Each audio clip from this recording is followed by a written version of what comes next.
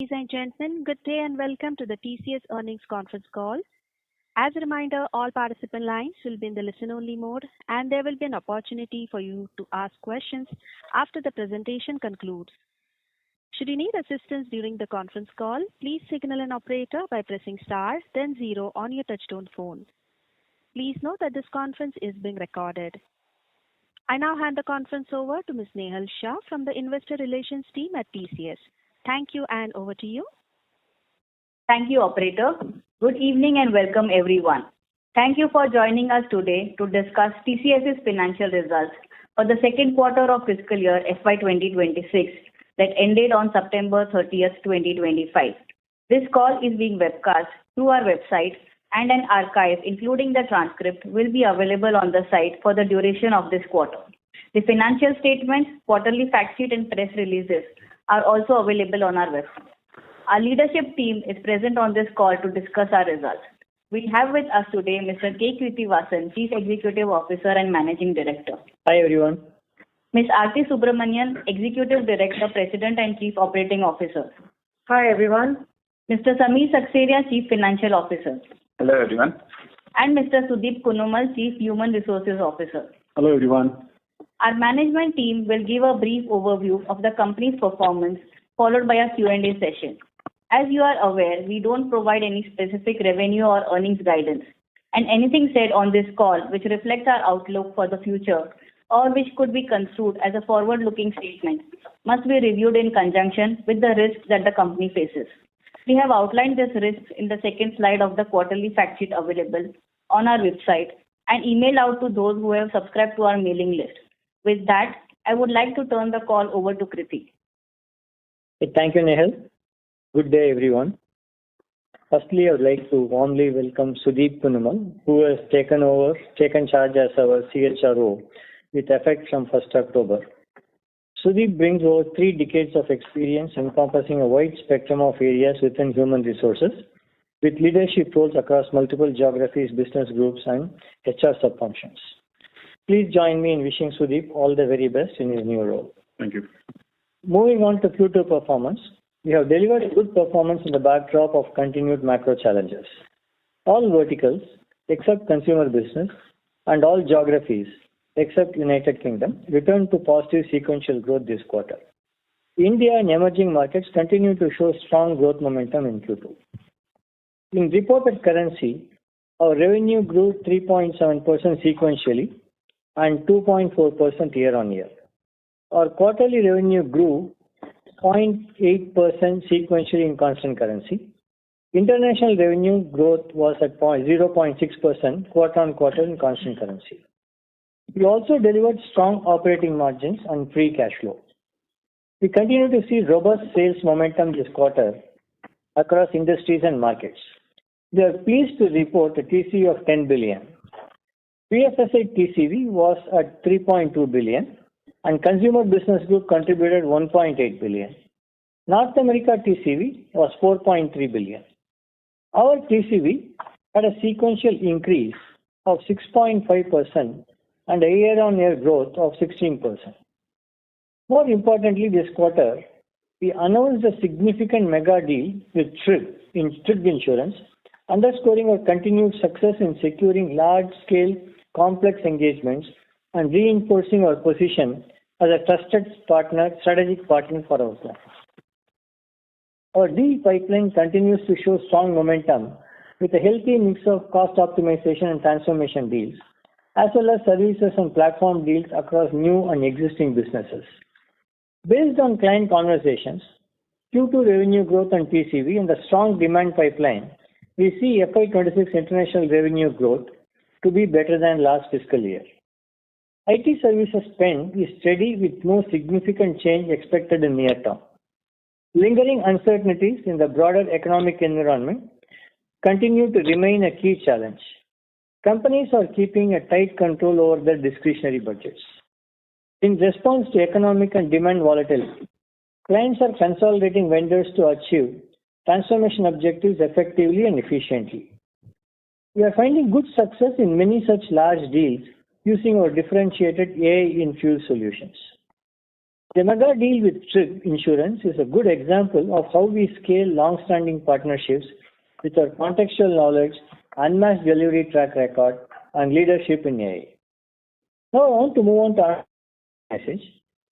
In the last few quarters, we have undertaken many internal and external to accelerate the adoption of AI within TCS and our clients. We've been engaging with our clients in understanding the challenges they are facing in scaling AI and collaborating with technology partners and academia.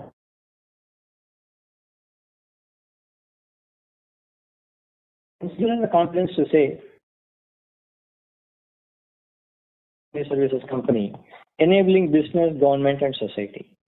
This transformation is currently underway.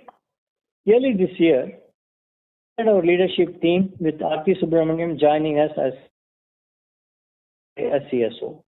We also created the new role officer, services integration with Amit Kapoor. We are committed to making significant investments towards transforming ourselves in order to realize our vision. At this time, our investments are focused on these 5 pillars. TCS raised the power of AI, our internal transformation to drive an AI-first culture, build AI solutions, and scale AI for connected intelligence. Redefining all services in a human plus AI services model. We have established an AI and services transformation unit for this purpose. Third, building a future-ready talent model. We are investing in future-ready skills, embracing new ways of working, and recruiting top talent locally in the markets we operate. Fourth, making AI real for clients. We are redesigning business value chains for every industry. We are also investing in development of innovative cross-industry solutions, leveraging AI. And last, expanding our AI ecosystem play. We are deepening our partnership in the AI ecosystem, stepping up our efforts in M&A, and foray into new business ventures. You would have seen the press release earlier for List Engage and the new entity for AI infrastructure in India. I'll now invite Samir to share the update on our financial performance. Thank you, Priti. In the second quarter of FY26, our revenue was rupees 65,799 crores. In reported currency, our revenue grew 3.7% QOQ and 2.4% YOY. In constant currency, our revenue grew 80 basis points sequentially. Our Q2 operating margin stood at 25.2%, reflecting a sequential improvement of 70 basis points. This is excluding one-time severance provided this quarter. We achieved good growth momentum across all verticals this quarter. Our disciplined execution helped us expand our margins while making strategic investments. We have prioritized wage hikes, building future-ready capabilities, and establishing new ecosystem partnerships. Currency helped us support margins by 80 basis points. Giving wage hike to our employees was our priority, and so we have rolled out our increments for 80% of our workforce. This increment, combined with additional quarterly variable allowances, impacted our margins by 70 basis points, offset by benefit of 40 basis points from rebalancing of pyramid and 20 basis points from operating efficiency. We continue to make CapEx investments in infrastructure. A few examples are, we inaugurated our innovation center in Singapore, expanding our AI research and innovation footprint to 13 hubs globally. This helps clients accelerate innovation by providing quicker access to advanced capabilities and TCS's expertise. A new AI-driven operations center in Mexico City. In Europe, we expanded our software-defined vehicle innovation capabilities with 3 new hubs. And lastly, recently we opened our flagship TCS Interactive Design Studio in New York City to help clients create iconic products, services, and experiences that are seamless and unified across digital ecosystem. It is also important to note that we are on a drive to expand our already vast pan-India footprint further in both Tier 1 and Tier 2 cities to the tune of about 50,000 seats in the next few years. Our net income margin was at 19.6% and our EPS grew 8.4% year on year. Our accounts receivable was at 75 days outstanding in dollar terms. and the net cash from operations was 1.5 billion, which is 110.1% of net income. Free cash flows were at $1.4 billion, and invested funds at the end of the period stood at $6.3 billion. Our industry-leading margins are a vindication of our belief that we have the strongest ability to absorb market fluctuations and competitive pressures. Secondly, growth, when achieved through value creation and innovation, will have a positive impact on margins over time. We continue to work towards getting back to our aspirational band of 26 to 28%. Our financial discipline is also evident in our strong balance sheet, robust cash flows, and consistent shareholder payouts. We are committed to maintaining a healthy financial position that enables us to invest in a bold vision and return value to shareholders. This financial strength positions us well in our journey to become the world's largest AI-led technology services company, to build AI-centric capabilities, invest in talent development and acquisition, strengthen our ecosystem partnerships, while investing in infrastructure like data centers and scaling AI platforms. Our capital allocation policy remains unchanged. We continue to prioritize the return of substantial free cash flows back to our shareholders. The board has recommended a second interim dividend of rupees 11 per share. Now I'll like to invite Aarti. Thank you, Samir. Good evening to all of you. As called out by our CEO, we want to become the world's largest AI-led technology services company. Towards this goal, we have taken a number of steps. I'll share some perspectives on each one of them, starting with the internal AI transformation that's well underway within the company. We've been focused on internal transformation, which is now under the broad umbrella of what we call TCS to the power of AI. We are pursuing this across 3 tracks. The first one is building an AI-first culture. To make everyone in TCS to be AI-first, we have democratized access to AI learning by enabling various AI tools and environments for our employees to explore, experiment, learn, and embed AI in their work. The benefit of this is visible in our AI-ready talent. We now have close to 160,000 associates with higher order AI skills. Our leaders are walking the talk. Over 10,000 of our sales and delivery have gone through an immersive and hands-on AI dojo program that we have rolled out. I'm also happy to share that in our effort to make everyone an AI practitioner, we just established a global benchmark in our recently concluded global annual format of TCS to the Power AI Hackathon. We saw over 281,000 TCSers participating in this hackathon, submitting over 500,000 entries, which include both ideas as well as solution builds. As we shared this with our customers, we are hearing encouraging response in replicating similar culture change within their organization, and they are very keen to work with us to innovate with AI. The second initiative as part of the internal transformation is building AI-first solutions. As part of this, we are looking at our internal functions, finance, HR, legal, all our internal functions, and also our own IT operations, including how we support our systems as well as build systems. One such case in point in HR, we have been reimagining how we engagement with an AI-first approach, and we are also looking at rolling out a learning co-pilot for every associate. The third aspect of our internal transformation is how do we continue to scale these initiatives.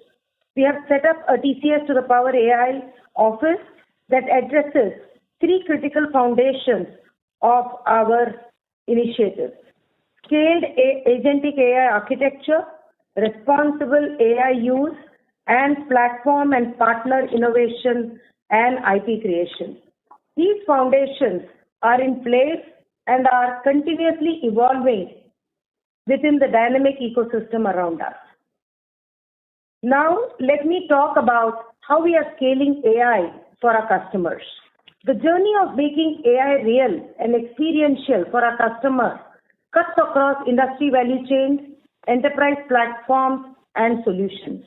We see this journey starting with ideating, leading to building and scaling with AI. We are taking AI close to our customers with AI Innovation Days at customer locations, TCS spaceports, and our India delivery centers. We are leveraging rapid build as an approach to deliver business outcomes with AI in a matter of weeks. We are also helping our customers scale AI across their enterprises through AI labs, AI office, and AI platforms. We are also building agentic AI solutions for business value chains in each industry and enterprise functions across all our industry verticals. Moving on to the third pillar of our strategy, we are transforming every service line that we operate in and offer to our customers. We are reimagining each of these service lines with a human plus AI collaboration solution blueprint. This blueprint uses 5-scale AI autonomy model to define the interplay between our employees and the AI agents/systems. As we progress towards our North Star ambition for each of these service lines, we are defining the art of possible of what the future can look like for each of these service lines. Sudeep and Kriti will cover the remaining two pillars of our strategy later in this call. Now, I would like to provide a brief update on cybersecurity. As all of us know, global businesses are increasingly experiencing cyber threats. These threats are getting more and more sophisticated. We are working closely with our customers to safeguard their interests. Recent incidents saw some of our TCS clients becoming victims to these cyber attacks, resulting in disruptions to their businesses. I would like to clarify that there has been no compromise of TCS systems, nor any impact to other customers of TCS in these incidents. The investigations for these incidents are being managed by the customers respectively, and TCS is playing a significant role in supporting the customers in their recovery efforts. These efforts have been positively acknowledged by our customers. I would now like to invite Sudeep. Go ahead, Sudeep. Thank you, Aarti. Good evening, all of you. In quarter two, we announced a wage hike for over 80% of our workforce with effect from September 1st. Our quarterly variable allowance was higher than last quarter, reflecting our commitment to reward employees for their contribution. TCS has always been first in announcing wage hike across cycles. The IT services industry is rapidly changing with new technologies like GenAI, shifts in operating models, and changing client expectations. This is a great opportunity for TCS to reposition itself and become future ready. As Kriti outlined, we have embarked on our journey to become the world's largest AI-led technology services company. Building a future-ready talent model is critical and core element of our approach. Towards this, we are making efforts across 4 fronts. First, creating personalized learning pathways using artificial intelligence for its employees. We are also working with the academia to introduce skills required for next-generation technology and human AI collaboration. Next is acquiring top talent from industry for cutting-edge skills and capability. The third one, hiring diverse skills locally across geographies. We have perfected this model in Latin America and a large local workforces in all key geographies, including the US, UK, and Europe, which we will continue to expand. And finally, we have released 1% of our workforce, mainly mid and senior level, with skill and capability mismatch.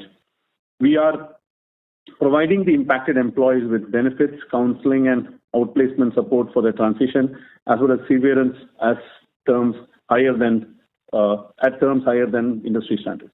Additionally, there has been involuntary attrition as part of our regular ongoing efforts pertaining to performance and bench policies. With the new hires, the release and attrition, voluntary and involuntary, at the global workforce close at for Q2 FY26 stands at 5,93,314. Finally, on H1B, we have significantly localized our workforce in the US. Approximately just about 500 associates have traveled to the US on H1B. We believe our business model will be able to adapt quickly to any changes in immigration policy.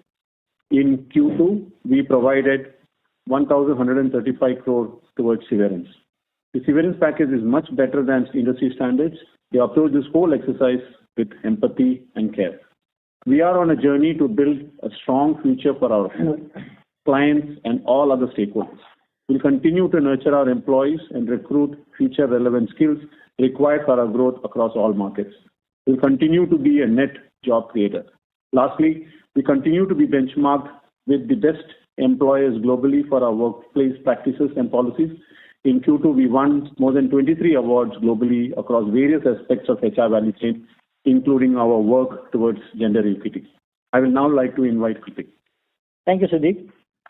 Earlier in the call, I had articulated the 5-pillar strategy to become the world's largest AI-led technology services company.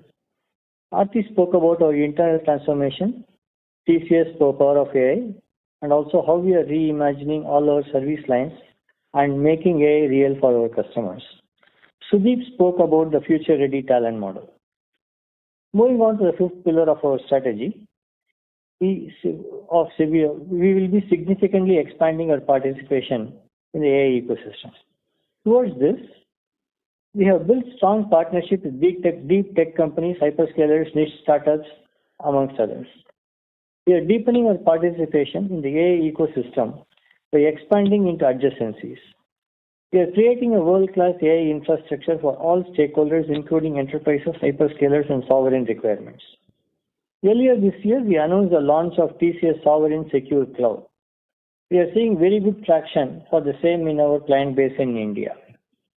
In partnership with IBM and Government of Andhra Pradesh, we are deploying India's largest quantum computer in the country's first Quantum Valley Tech Park. And we are also forging strategic partnerships with key technology players. We have formed strong 360-degree partnerships with all major technology players, including all the hyperscalers, generative AI players, cybersecurity product companies, enterprise product companies, and specialist AI solution providers. Today, our board approved the creation of a TCS subsidiary that will focus on building a sovereign AI data center with a capacity of up to 1 gigawatt. We have stepped up our efforts in pursuing acquisitions to enhance our capabilities, including high-end services, intellectual property, and market presence. Towards this, we also announced just today acquisition of ListEngage, a leader in marketing tech and Salesforce. Our journey to becoming an AI-led organization is anchored in bold transformation from talent and infrastructure to customer value and ecosystem partnerships. With this objective, TCS is poised not only to lead the AI revolution, but to shape a future where technology and human ingenuity together create lasting impact for all. We are confident that staying true to our values will lead us to sustainable long-term growth with superior profitability. I'll now open the line for questions. Thank you very much. We will now begin the question and answer session. Participants who wish to ask a question may press star and 1 on their touchtone phone. If you're using a speakerphone, please pick up your handset while asking a question. This is required to ensure optimum audio quality on the call. If you wish to remove yourself from the question queue, you may press star and 2. Ladies and gentlemen, we will wait for a moment while the question queue assembles. We'll take our first question from the line of Yogesh Agarwal from HSBC Securities. Please go ahead. Hi, thank you so much. So, Kritik, couple of questions. Firstly, the heightened investments in AI are very welcome change. My question was, can you provide a little more clarity on the capex required? Because 1 gigawatt seems to be a very, very big investment. I mean, global references are almost $20 billion of investment. So, what is the time period? What is the kind of capex? And you said it is sovereign. So what does it mean in terms of the clientele? Would you be selling into your traditional clients or mostly in India? So a little more clarity would be very helpful. Yeah, Yogesh, from a capex perspective, while we have set a target of 1 gigawatt, but we will be doing it in phases. We expect to achieve 1 gigawatt over a period of 5 to 7 years. And our calculation roughly is about every 150 megawatt would be about $1 billion. So it's not that we are going to put all the money in year one. And we also clarified that this would be a combination of equity and debt. And we'll also bring in finance partners for the equity. So maybe if we required more color, Samir can provide on that. The reason that we are saying sovereign cloud is it's going to be established in all centers in India. And it will be hosted, all the data, we are expecting all the data and compute to be hosted in India and not leave the shores of India. That's the reason we are saying it's a sovereign data center. Just to provide some more information, our current objective is to provide all passive components. The client, whosoever is occupying, they will bring in their compute and storage. Great. Thank you. And we are hoping to sell this to the pure play AI providers, the deep tech companies, and the hyperscalers, and to to a great extent, the government needs in India and the Indian enterprises are the expected participants here. Right. Okay. Thank you. Just secondly, on the growth, you said the demand environment hasn't changed and the macro uncertainties are the key reason. So the current, while the quarter has been a little bit of a beat, the current growth rates have not been impacted by deflation on SDLC by AI. You think that's not a factor? It's all macro? Yogesh, we have had a better growth compared to Q1. And as I said, macros have not changed much. But what our deep engagements with our clients and the AI solutions, the rapid builds that we take to our clients, all of us give us the confidence that we will be able to sustain the growth momentum or improve the growth momentum compared to H1. But otherwise, there is no major change in the demand environment. Very well. Thank you. Thank you. We'll take our next question from the line of Sudhir Guntupalli from Kotak Mahindra AMC. Please go ahead. Yeah. Hi, Kriti. Thanks for the opportunity. And a follow-up to what Yogesh has asked. So on this AI data center move, currently do we have any tie-ups with any of the, let's say, large consortium players like a Stargate or any of the deep tech players, either for bringing in more equity investments or for being our tenants once this is set up in the steady state? And any broad indications on the revenue per megawatt you're looking at and the EBITDA margins and the IRRs you are expecting on this data center investment? So, Sudhir, in terms of what one Kriti talked about finance partners, we are speaking to multiple partners and we'll finalize in terms of combination. It could be one or more coming in. Also, in terms of customers, as he called out, it would be hyperscalers, India enterprises, government, and we look at in terms of overall partnership. In terms of matrix, too early to call out. We have just set up the subsidiary. It would be about 18 to 24 months when the first revenue starts kicking in. At the appropriate time, we'll start calling out the matrix as well. Fair enough, sir. And just if I were to understand the operating model right, did you say that we'll provide it on a cloud service provider basis or a co-location basis or just as on a managed services basis? So in response on a co-location basis. Okay, it will be on a co-location basis. Okay, sir. Thank you and all the very best. Thank you. Thank you. Next question is from the line of Ankur Rudra from JP Morgan. Please go ahead. Hi, thank you. I just wanted to understand on this AI transformation you're doing, what does it entail in terms of existing client engagements? Do you have a sense of potential productivity gains or any kind of change in scope from a deflation or inflation perspective on your existing services as you transform? Ankur, see, this whole belief and confidence on becoming becoming the largest AI-led services company is based on the strength of the existing client relationships and the partnerships that we are building with all the players in this ecosystem. And we expect every project that we do will be AI-led. Okay, which means that we will be offering speed, we should be offering flexibility, and there could be productivity gains also in these projects. But we'll also be doing projects that could not have been done without AI in the past. So our expectation is overall scope of engagement or size of engagements would definitely increase, but there would be productivity benefits that the clients would get in the individual project, and we also will get some productivity benefits in doing these projects because we'll be leveraging AI.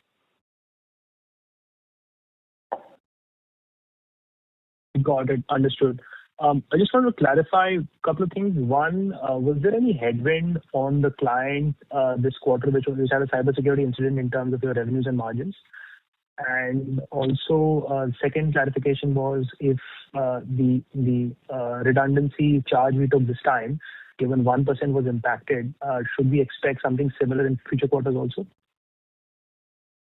No, first on the headwind, Ankur. Okay, the only headwind we impact is because of the nature of the outages they had. We could not start some of the projects that we were planning to start. That was the headwind. Otherwise, there was no other significant headwind because we were working very closely with the customer in helping them in recover the overall operations. The second question on the charges we had taken for the redundancy. As we explained before, we would be continuing this exercise throughout the year.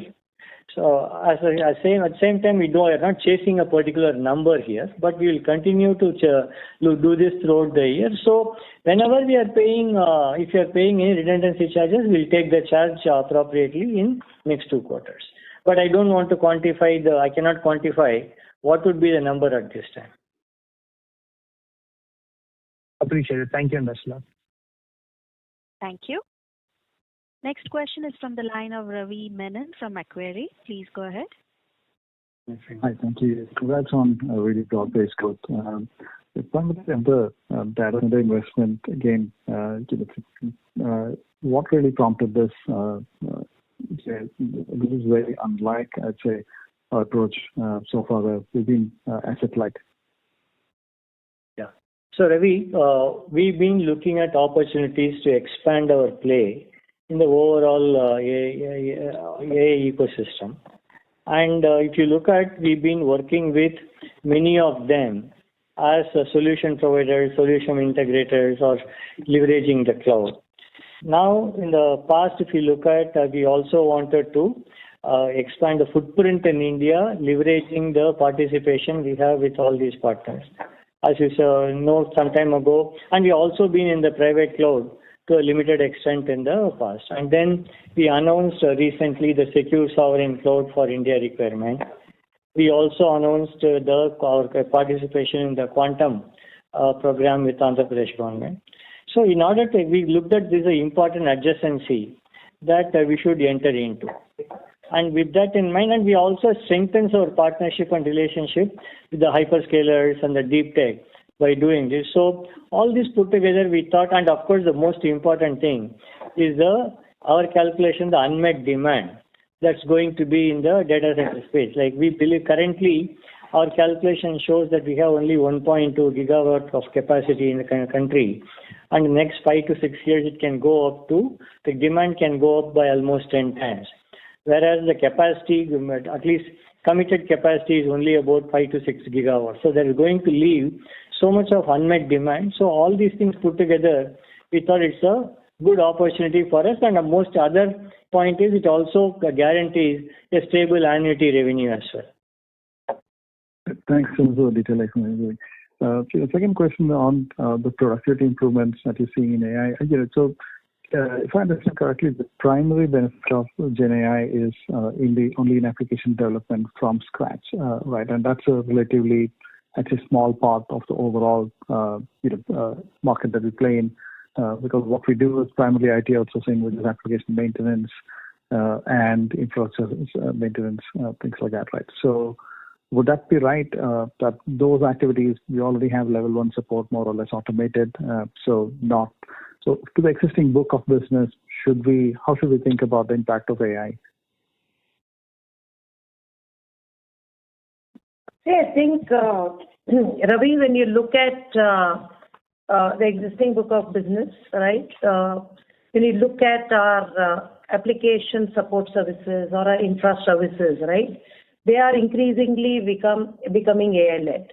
When you look at how we deliver these services, there are significant opportunities to drive productivity benefits and also drive the quality of the service delivery with AI. So that's where the reimagination is happening, and the initial productivity savings are starting to be seen. And as we increase the level of autonomy, as we understand these technologies better, we should be looking at further productivity benefits. Then the second portfolio, which is significantly, again, aided by AI, is our, software engineering life cycle. Again, starting to see good benefits coming in, but then there is an evolution, right? You start with, single digits, 10 to 15% productivity. Then there's an evolution to reach, 20-25%, but that's a journey to achieve higher level of autonomy, and that's what we are driving. The third area where we are seeing significant, I would say, opportunity is around AI-powered modernization. As you would appreciate, many of our customers globally have a lot of technology debt that they have carried over the years. Gen AI and agentic AI are powerful tools to really address the tech debt, right? You can actually use these Gen AI to understand the legacy code and forward engineer and deliver the new code. So modernization with AI is a huge opportunity, and we are seeing significant uptake in across customers, but I would say right now significantly in BFSI, and we expect to replicate this across other verticals.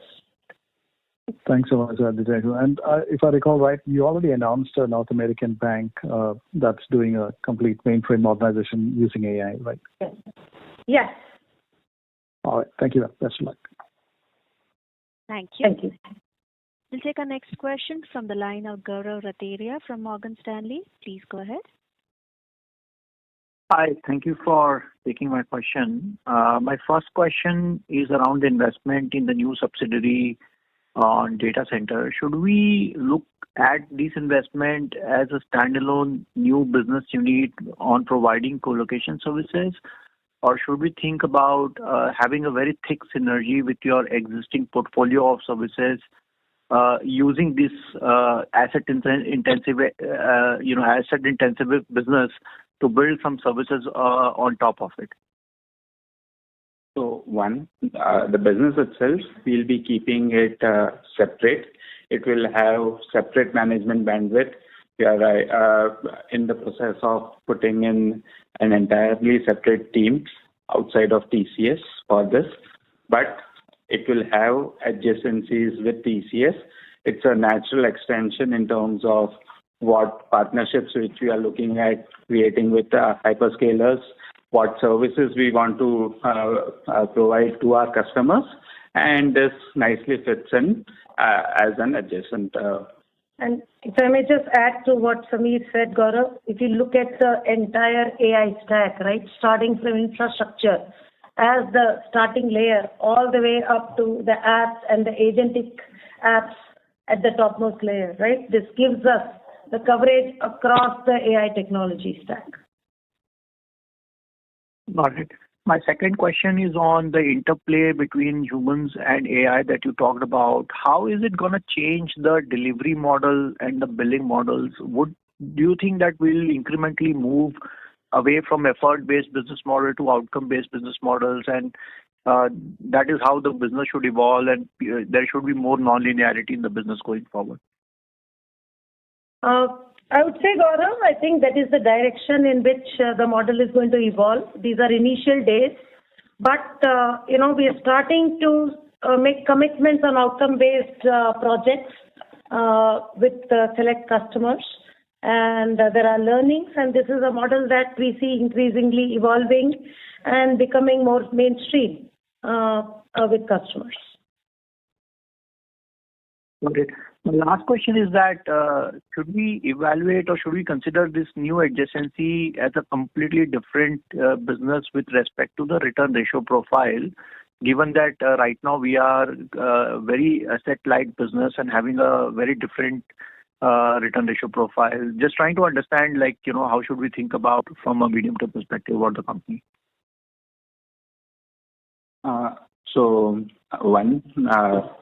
As we said, this is an investment which we will come. It would have partners coming in. From a profitability perspective, I don't think at an overall TCS level, it will not be margin dilative. Return ratios also, given the overall size expected over the years, it should not have a significant impact. Our ROEs are currently over 50%. So we still expect it to be benchmarked. Okay, thank you so much. This is very helpful. Thank you. Thank you. Let's take our next question from the line of Surendra from Citi. Please go ahead. Yeah. Good evening, everyone. Couple of questions. In your prepared remarks, you said that FY26 growth in international business will be better than FY25. So just wanted to clarify if this is in constant currency terms, USD terms, and could you also tell us what the comparable growth in FY25 was? I don't have the FY25 number of H1 number immediately with me, but it was about 70 basis points and it is in constant currency terms. Okay, so constant currency basis, 70 basis points, and this year will be better than 70 basis points. Understood. The second question is, with a rise of 1% workforce, the headcount declined by 20,000 people or 3%. And what you had announced earlier was 2%. So should we expect a similar kind of headcount reduction in the next quarter as well? So almost, the 20,000 headcount is a factor of voluntary and involuntary attrition. So you should see that. But as we announced against the 2%, we have midway, so we have done approximately 1% of it. And like what Kruti just mentioned, we don't have a target. We're not chasing a target. We continue to evaluate everyone after all the investment in learning and development that we've done, where we find certain mid and senior level people are not able to find the right role based on their seniority. Those are the ones that we will release with a lot of care and providing all the required support. So just to clarify, there will be no involuntary attrition beyond the 1% number. Is that understanding correct? No, I didn't say that. See, we estimate it to be 2%. We are currently at 1%, and we will continue to evaluate people whom we can redeploy, whom we are not redeploy, and those are the people that we will release. And just one last clarification. Sorry, go ahead. No, did I answer your question? Yeah, no, that's fine. Thank you. And just one last question, Kriti, Aarti. I think, in terms of the data center business, I think there are a lot of businesses which are synergistic to AI if we take such a broad view of things. So is there a clarity in terms of that, okay, what other areas we could possibly invest in? We've been evaluating, Surendra, multiple opportunities. As I said, this one looked more attractive for us because of the demand commitment based on the discussion that we've been having with the potential buyers, the demand commitment we could get, the kind of revenue profile, the committed annuity revenue profile it has, and the potential unmet demand we'll have in India. Okay, all combined with this looked most attractive for us to start with. But we'll continue to explore if there are other adjacencies that come up, we'll explore. And Samir, just one clarification on ROE of this new business. What is the expected ROE versus your current ROE of 50% plus, as you highlighted earlier? The ROE of this business, as you all have rightly identified, it's capital intensive, will be low. What I'm saying is overall TCS ROE will remain market benchmark. Understood. Thank you. Thank you. We'll take our next question from the line of Kumar Rakesh from BNP Paribas. Please go ahead. Hi. Thank you for taking my question. My first question was a clarification. So the statement which you made that TCS intends to become world's largest AI-led technology services company.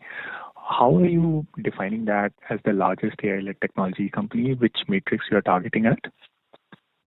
Kumar, as I said, based on the discussions that we've been having with customers, and based on the kind of Aarthi talked about, the internal training we did, hackathons we did, number of participation. So we believe that multiple metrics, right? Be in terms of number of people participating, number of projects which we'll be doing, all combined together, we would definitely we aspire to become the largest. If you ask me one single metric today, I don't have it, to be honest. We will be evolving. How do we measure ourselves on a year-on-year growth and improve on this? And so that's the honest answer. But we are confident that we will be able to have the biggest impact that we will deliver in the industry because of leveraging AI. Got it. Thanks for that. My second question was around margin. So we have seen sequential improvement now. The wage hike is behind you, and pyramid rationalization also would start kicking in. And going by your comment, your second half growth should be better than first half. So for the rest of the year, is it fair to expect the margin should continue to see an expansion? So, Kumar, as you know, in H1, we have improved 100 basis points.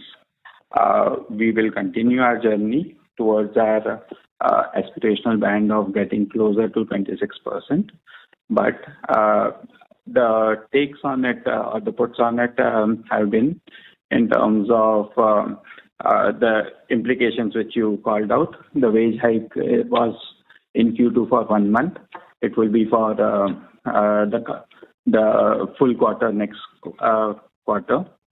Also, in terms of the investments which we have called out, would have an impact in terms of we have been investing, and this would have increased investment requirement.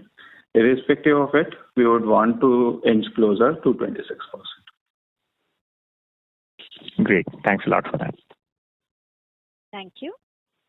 Next question is from the line of Nitin Padmanabhan from Investec. Please go ahead.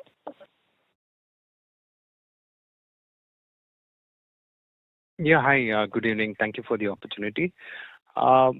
Just a couple of questions. So one is, in the last quarter on the deal, we have had very good deals on a consistent basis. You had alluded to 3 points that were not leading to better revenue conversion. One of them being projects starting at a lower pace, and the other one being some projects being paused. How is that sort of evolving at the moment?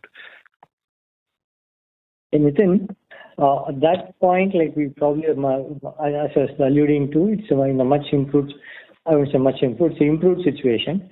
The number of project deferrals or projects getting paused have reduced compared to the last quarter.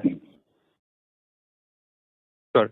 So incrementally, we should see better accretion. At least growth should be in the positive territory here on, and you have alluded to that. That is our hope. Correct. Any incremental update on, let's say, BFSI or consumer and Europe? I think last quarter you were a little tepid from a commentary on those three. So just wanted your thoughts there. See, if you look at the growth momentum, right? Actually, all of them have improved. BFSI continues to grow globally. Particularly, BFSI North America has done well. And similarly, if you look at Europe has done well compared to last quarter. Correct, Samir? And then even if you take CBG, you mentioned the it was that the degrowth has been largely arrested. And so overall, like we expect most of the industry segments to bend the curve subject to seasonalities of Q3, but they'll be getting into growth momentum. Of course, the Q3 seasonalities would be in play. Got it. And on the data center capex, maybe roughly based on what you said, it's maybe around $6.5 billion over a 7-year period. From a cadence perspective, how should we think about it? The early part of the 7 years versus the later part? And would all this capex be, you did mention partners, so would it be partially by partners and partially by us? Just a clarification on both. So definitely it will be partially by partners, partially by us. And at this time, we told you it's about 5 to 7 years for the complete build out of 1 gigawatt.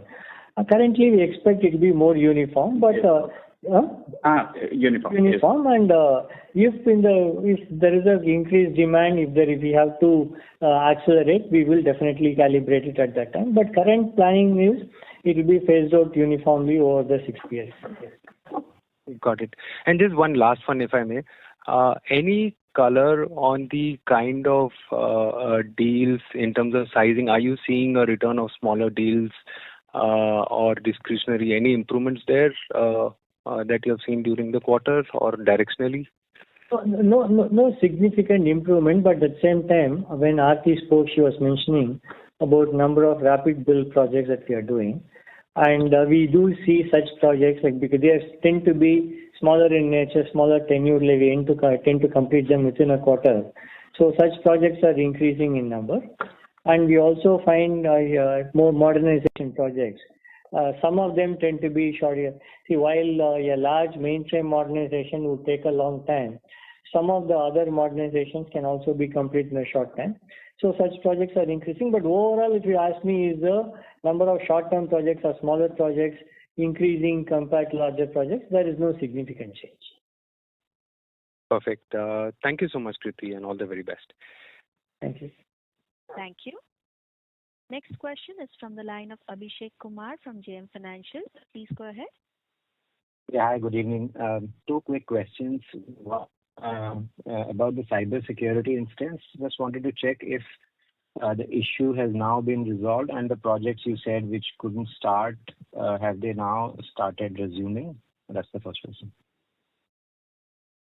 So, Abhishek, to your question, yes, I think the recovery efforts have been completed, and all the sales and manufacturing systems are all up.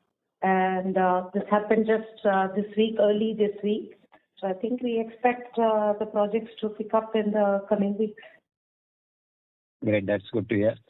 Second, near term, especially 3Q, any early indication of how furloughs are looking this year compared to previous years? Generally, we have seen that in a weak demand environment, furloughs tend to be longer. Any such signs at this stage? At this time, we are planning, based on the inputs we have, it's likely to be similar to last year. Okay, sure. Thank you and all the best. Thank you.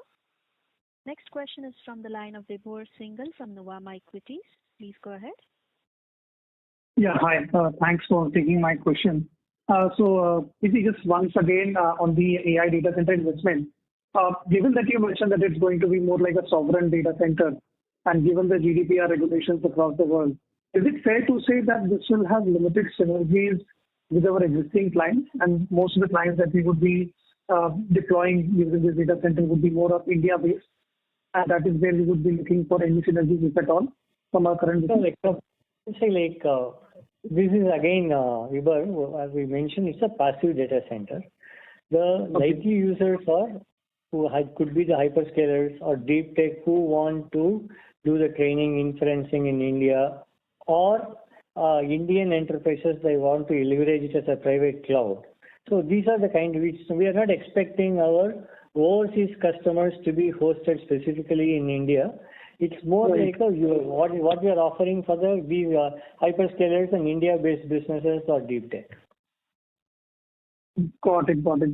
And you mentioned that we've basically gone ahead with this as per the demand commitments and the annuity commitments and different. So we've already, I would assume we would have already had conversations with. I did not say demand commitment. I'm saying that there is a lot of unmet demand in the market that led us in getting into this business. So are there any MOUs that we would have signed or any early conversations that we have got into potential clients with, or would that be explored?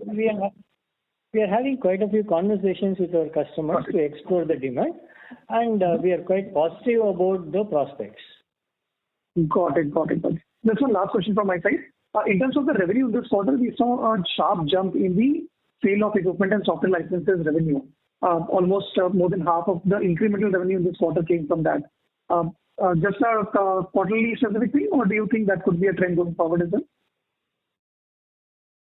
The sale of in fact, if you look at the equipment and software expenses, there's about 200 crores, 250 crores increase, and that's practically the increase. BSNL this quarter has remained flat. Got it. So I mean, we expect it to remain in the same range as it has been. We have Q3 seasonality, which you would typically see. Other than that, we don't expect unless we get the BSNL PO later. Got it. Yes, sir. Thank you so much for taking my questions, and wish you all the best. Thank you. We'll take a next question from the line of Rishi Jhunjhunwala from IIFL. Please go ahead. Yes, thanks for the opportunity. So just harping a little bit more on that AI investment, a couple of reasons that you provide was that the demand in this space is very high and provides a new stream of annuity revenues. But outside of that, does it put us in any kind of disadvantage versus our peers if we are not doing this investment, or does it put us at an advantage versus other peers on the global revenues that we earn here, if at all? If not, yes. So go ahead, Rishi. Sorry, complete the question. Sorry. Yeah. So I was saying that if that is not the case, then if you look at the overall technology spending landscape, then there would be a lot of pockets around software and solutions where those kind of investments probably would have been more synergistic to us. Rishi, there are definitely a number of places where we can invest. We took this place because it creates a synergy with our existing. See, hyperscalers also happen to be our large clients as well, large GTM partners as well. And we also have deep relationships with all the AI native companies who could potentially be using it for their India requirement. So we believe that there will be a natural synergy that will be created. As I said, we want to play in these ecosystems now. Yeah. And also it gives another group synergy as well. If you look at the Tata Group companies are in the power, real estate, project management business. Tata Communication. So there is a different kind of synergy we can build in here. But from a client perspective, we believe a strong collaboration can be derived out of this one. And the Tata Group synergy, we see that as a very unique Tata advantage. Understood. And second question is, I think in the opening remarks you hinted that while you have done this one acquisition, seems to be some focus around trying to do more acquisitions as well. I guess this is something you've done after almost 10 years. So is there should we assume that our acquisition intensity may also potentially go up in the coming years, and how does that change our capital payout policy, if at all? Definitely, if I answer the first question is yes. We are very actively looking at more opportunities for acquisitions. And capital payout policy, we will see now at this time the stated policy continues to be to return 80 to 100% of substantial free cash flows, and that is after all investments. So, but if we end up making a huge acquisition that impacts our ability to do a cash flow, we will be upfront about it. Understood. All right. Thank you, sir. Thank you. Ladies and gentlemen, we'll take that as the last question for today. I now hand the conference over to management for closing comments. Over to you. Thank you, operator.